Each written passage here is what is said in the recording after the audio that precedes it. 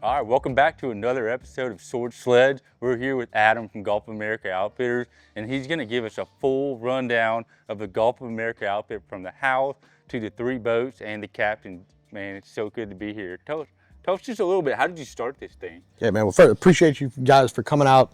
I appreciate y'all coming check what we're doing out down here, and obviously just being a friend for the years and you know, working with us, collaborating with us on everything we do. We really appreciate you guys and everything. First boat in the fleet, the original, the OG. This is where it all started when it was just one. This boat lives up to its name. You know, we've put our twist on Sicario, but Sicario in Spanish is hired hitman, and this thing is exactly that. This boat has done more killing, more harvesting, slaying than any boat that I've ever been a part of. This thing, it's done it all. Swordfish, marlin, so many tuna, and then the grouper grounds all summer. It's got every exotic on its name that I can imagine. It's seen some real stuff. So this is a cool boat. This boat is captained by the YouTube famous Captain Joe VT. I think Joe was telling, we did an episode with him the other day, and it caught 16 or 17 200+ pound fish this year, with like 8 or 10 over 220, and many, I think, over 60, like what we would consider jumbos, over 140, 150 pounds. It'll fish probably 200+ days this year. I mean, here we are in the first of April, and that boat's already fished 70 days this year, 75 days. So this is our workhorse. This is where it started, and everything was built on this. This boat's seen transitions over the years. You know, we went from all white interior to all gray interior this year, which we love way more because it's easier to keep up with and shows better. I think since I've owned this boat for 4 years, this boat has seen, this is its 5th set of motors, and we run them, you know, since transitioning to Suzuki's. We've really found a good fit for us, something that really works and lasts, and we're big fans of them. So this boat is going to stay in the fleet, and we're bringing in another one here in the next few weeks. We got one getting ready from Freeman. We'll be bringing in our first 42. Hopefully everything's done. They're waiting on seats and combing pads right now to kick it out. Where's that one going to live at? That one will live here full time. So once we get over to the next ones, I'll show you the one that we're going to take out of service, and it'll be kind of our transition boat. And so you're also going to put a couple lifts in here, is what I heard. Yeah, so one of the big things we're going to do this year, we've been working on this for about 1.5 years now after purchasing the 2 condos, and kind of really setting this up as our home base. This is where we started. Venice is going to be home for us forever. It's going to be the origination of our fleet. It's going to be the kind of the lifeblood of our fleet. And one thing that we like to offer that a lot of people don't is that we do spread out, but at the end of the day, we come back, we call Venice home. It is one of the best fisheries in the world. What you can do here is so nuts. You know, I fished with Kyle last week, and we had 4 yellowfin. We hooked 3 of them up at once. We had a marlin take a pitch bait, and he's jumping out off the stern. We catch another tuna that's about 135 pounds. It's like 8:30 in the morning. We were like, hey, let's go try to catch a swordfish. We make 1 drop. We catch a swordfish, about 110 pounds. We roll back in, we're back at the dock for 2 o'clock. Only in Venice are you gonna catch 3 or 4 tuna, a marlin, and a swordfish, all in a 6 hours, 7 hours of fishing, and be back at the dock in time to, you know, enjoy a sunset and everything else, because everything's so close. It's so just fertile with the fishing grounds here. And so it's an amazing place. This will always be our hub. I think I don't ever see us, you know, moving our HQ somewhere else. This is the place you come if you're a fisherman.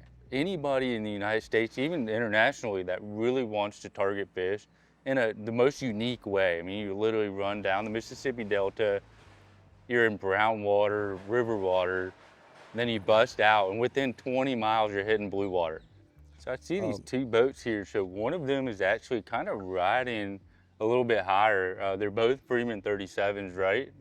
What makes them a little different? The boat here is the Salty Johnson. The Salty Johnson's ran by Captain Kyle Bone. Kyle came over to us last year, took over this boat, and I mean, he's been killing it in it. So this is a 22 model, where it has the dual fish box in the coffin, which is going to be different than what you'll see in the Sicario and the Valkyrie. It keeps the nose down a little bit more. It stays stuck a lot better. You know, if I was building a new 37 today, I would build it off of this model. You're able to keep ice a lot better by having the 2 boxes, so that you're, you know, the one downside we were talking about earlier, one thing that about the 900 quart coffin boxes that you see in the Sicario and the Valkyrie is that every time you open that lid, ice is our biggest issue here in maintaining ice when the summer gets going. You let all that cold air and you got to reheat, recool all that hot air that comes in. The dual lids on the in boxes on this 37 setup is just more like the 42 and the 43. Allows you to put ice on one side and fish on one side and keep that other ice, untouched. Also, you can put food and things like that up here, and you push all that weight forward, but it gives you a lot more availability to ice, availability to how you want to divide up your catch and that kind of thing. So this is a cool setup. I think if I was building new ones today, I would build them this way. The 42 were coming. They obviously all come with a setup similar to this. The boxes are bigger, but they same kind of concept and design work as this. Who captains this boat, the Valkyrie? So this is the Valkyrie. This is the original 37 layout that Freeman had put up. Captain Chad Audebert runs this boat. Chad he's our senior veteran. He's been with us for a bit, but he's been in Venice for a long time. Came out of the Matagorda or South Texas area fishing, and then came this way, and he's been doing it here for about 10 or 12 years now, and just solid guy, great fisherman. He can definitely put you on him. This boat stays in Venice year round. He's a Venice captain, and he is a great one. This boat will come out of the fleet for a little bit, or come out of service for a little bit here in the next month whenever the new boat gets here. Chad will take the new 42. We're gonna go and give this one a good refresh. This is the oldest boat in the fleet. It's been with us, it hasn't been with us quite as long as the Sicario. We picked it up after. This is a 2015 model of the original 37. A couple of cool features that a lot of guys don't notice, but on these older 37s, you'll see that the console is about 6 inches further back than it is on the newer style. That's something that Freeman saw after running them, and they made some adjustments on kind of the layout of the console. This boat has some of the original features and some add-ons as well. You'll have a tackle station on the port side of this of the console. That's not something you typically see on a 37, but that is something we had that was added to this one. This platform, to me, the original one was set up more to do this. It was built to charter fish. This one has like a sea deck wrap around which it holds up so well. You don't have to replace this.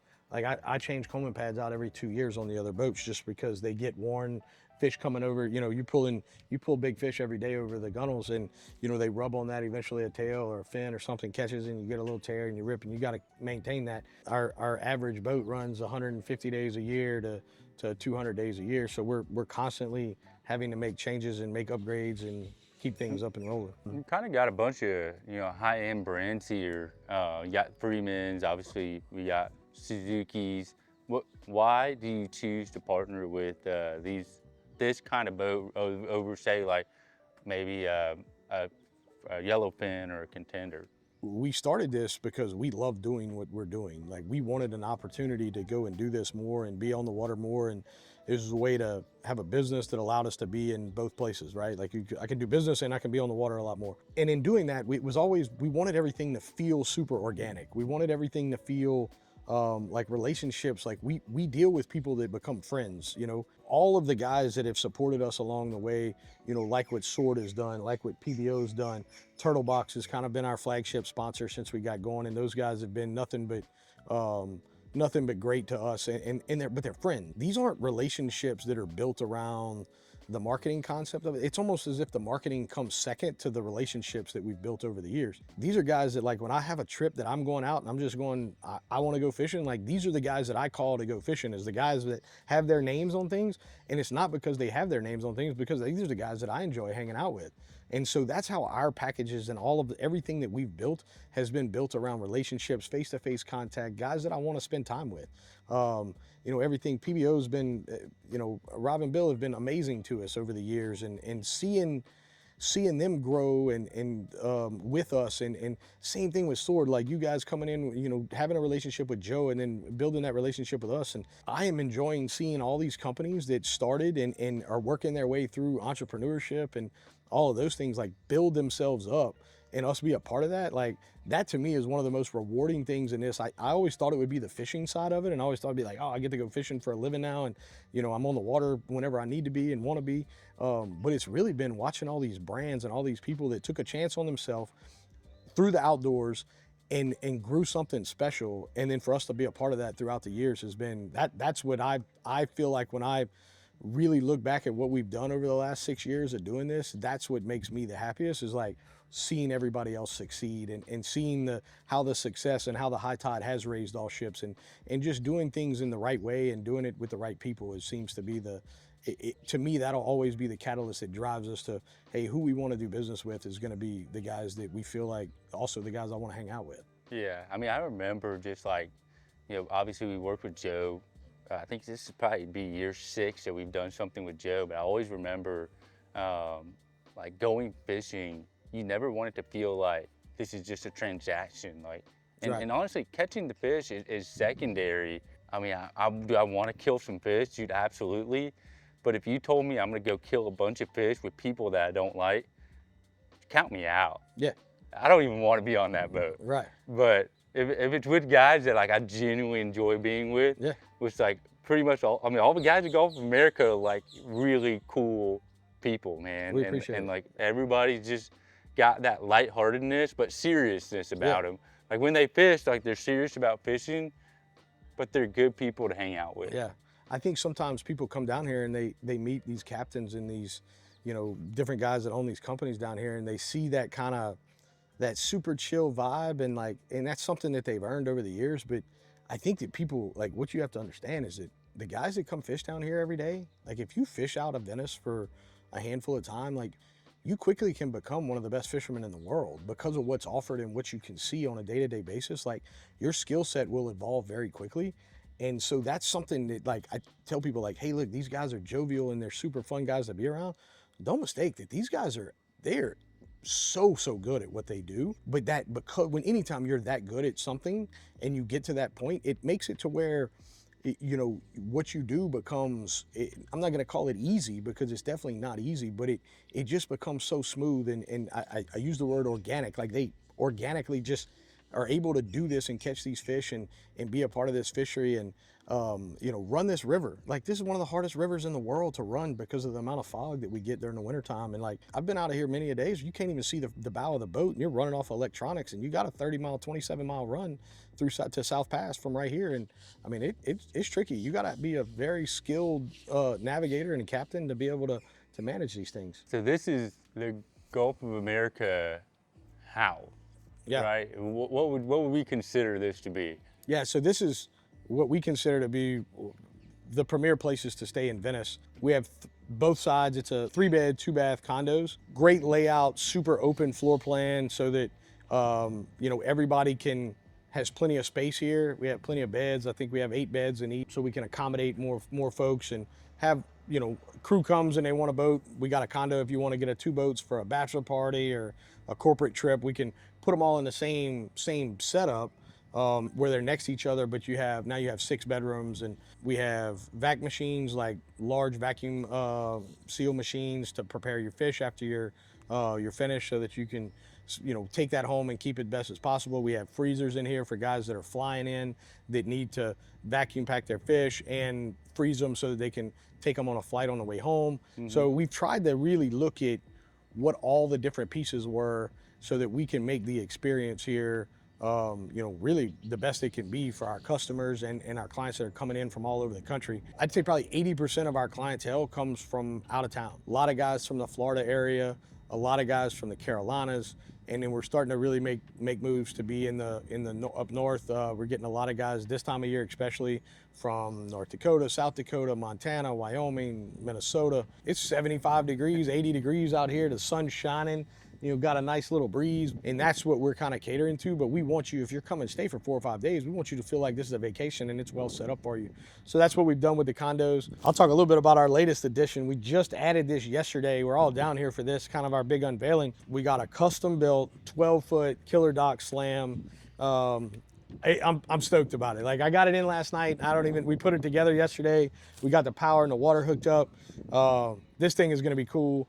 I know there's going to be so much hype around it just because it's the first one like this in Venice. So to be able to put this out there and put this on our dock and be able to provide this to our customers has got me, I'm super excited. I just think this is going to be a big deal for customer satisfaction, to be able to come in, you refuel up, and you come right here. If you want guys upstairs taking a shower, while the guys are down here cleaning fish. You can come down here and bag up, and it makes everything so much more seamless to be able to do it all in one place. This year, as we build, we start driving pilings here in the next couple months to be able to build out the deck and put our boat lifts in and cover all of that. We know that this business is you have options, right? Like we know that there's plenty of outfitters down here. What we're trying to do is we're trying to be the outfitter that can put it to the next level. We want people to know that, we're gonna fish, we're gonna catch them, and then we're gonna come back and you're gonna have the best accommodations possible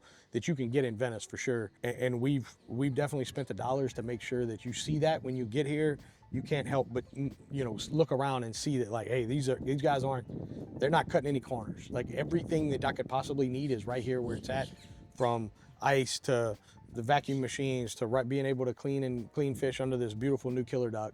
So just all around, it's been a great, it's been a crazy ride for 6 years to get to this point. But every month it's, what can we add next? Like as I check them off the box, I feel like I'm adding two to the checklist, because every time I come down here and I see something else and I'm like, man, that would be awesome to have. It goes on the list and we work towards, we get it. Know that if you come fishing with us and you make the investment to come and take that chance on us, we're gonna take basically what you bring in and we're gonna put it back into finding out how to make it better. So when you come back, it's a different experience, a better experience than you had the first time. And I know from just a strictly fisherman standpoint, having these killer docks here changes the game. If I am the angler on the boat or I'm just a customer, it's really difficult to me to go to the marina to go hang out over there. When, you know what, I could like pop a chair up right here, I could crack a beer. Like I am a guy that loves the end of the day experience, and this just makes the end of the day that much better. Yeah. Like the customers don't have to worry about like, hey, where's my fish, or can I take a shower, or like, really, do I need to can I go to the bathroom somewhere? Like, this is gonna be super chill. You'll probably turn the speakers on, get some turtle boxes that stay here, like year round, maybe lock them on to somewhere. Oh, yeah. They should be here. Turtle Box is gonna come and mount some. They're supposed to be mounting some on the poles out here in the next couple months, but that's already in the works. So that's one of those checklist items that I wanted, so we didn't have to bring them and they'd be mobile all the time, or because they end up staying on the boats. And I wanted to make sure that they were, we get something that, like, hey, when you get back, you just turn it on, flip a switch, and it's ready to rock and roll. But yeah, we want it to be an experience. We want everything from when you show up and you drive up and you're able to see the boats and you see the crews. And one thing about it, a lot of guys, they want to drop you off at the marina. They want to pick you up and drop you off so that it's the end of their day. One thing that we want is we want our captains, we want you to become family. We want you to build that relationship. We want you to be here with our crew so that you're constantly, you become that family and you want to come back, and you can't wait till your next adventure with us to come and see all the things that we've done and the upgrades and what the crews have done to make things better.